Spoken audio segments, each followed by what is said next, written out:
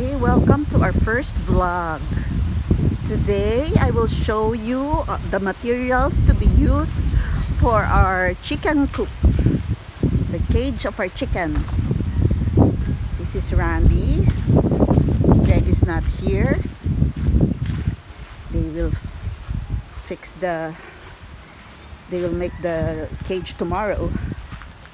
So what's that? Yung materials natin para Okay, bukas. okay. What do you call that?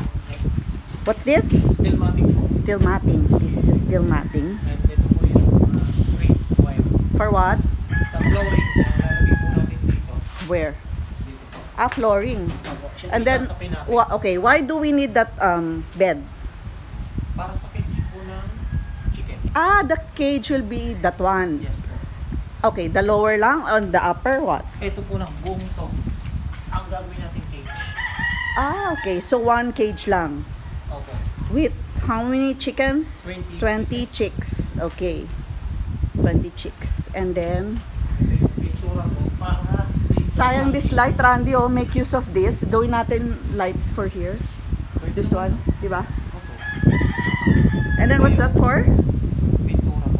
Pintura. So we're gonna paint this one color Yeah. white. Red po. Red. Kasi primer red oxide po. Okay, primer. Okay. And then are we gonna put bubong there? No more na. No more na, Ninang. Bali, ang ilalagay na lang po dito ay pwede po yung karton Carton. para hindi po siya masyadong mainit kapag kinulo natin. Kasi Okay. ito, lalagyan Gusto mo ng insulator? Lalagyan po natin ito ng Social. karton. Ha? Karton. Okay, hindi insulator? Hindi po. Okay, sige. So there, we're gonna make a cage for the chicken. We'll make use of this. This is one of the bunk beds of my dad. Not used. So we're gonna turn this into a cage for the chicken. And then once it's done, we're gonna buy 20 pieces of chicks in the bayan. Costing how much? If ever po, 50 pieces. So, 35 pesos per chick. 50 pieces na. Let's say 50 pesos. Yes, po. Okay. And then this one, what are these chickens for? Java, Ninang, ang tawag po niya. Yeah. Java. Jabba the Hutt. Okay, look at that. That's so cute. They're lying down there. Oh, they're lying down on the tree. Look at that. And this is store. Rest in peace store.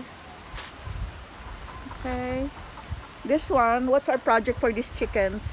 They'll make eggs? Opo, eggs po yan. Pero pang fighting cock po yan. I want sabong. Fighting cock po yan. I want to be a sabongera. Fighting cock po yan. Yeah, where's the fighting cock? That one, di ba? Ano po? There? Yes po. Okay, we'll also have fighting cocks because I want to enter sabong. I want to be a sabongera. There, that's our fighting cock. We'll name it Cuckoo, Cockle, Doodle, Do. Ito si Cockle, and this is Doodle, and it's Do. Cockle, Doodle, Do. And then there is Bok Bok. Bok, and then Bok, Bok, Bok. Oh, so these are fighting chickens, right? Whoa, we have a poultry here.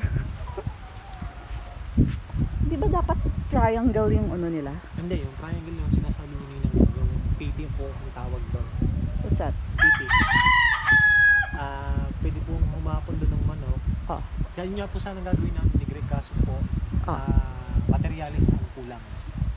Yung ganon, yung Okay, triangle. yung triangle po. Mangingitlog sila? Hindi po no, bali doon lang po sila mag-stay, bali yun ang kailang house.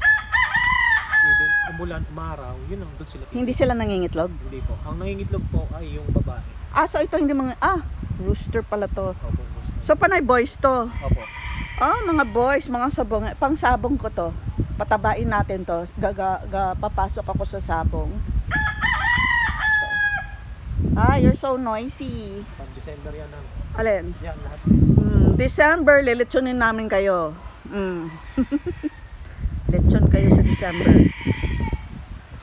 Lechon manok. Okay. So that's it, guys. Until tomorrow. Yes. Bye.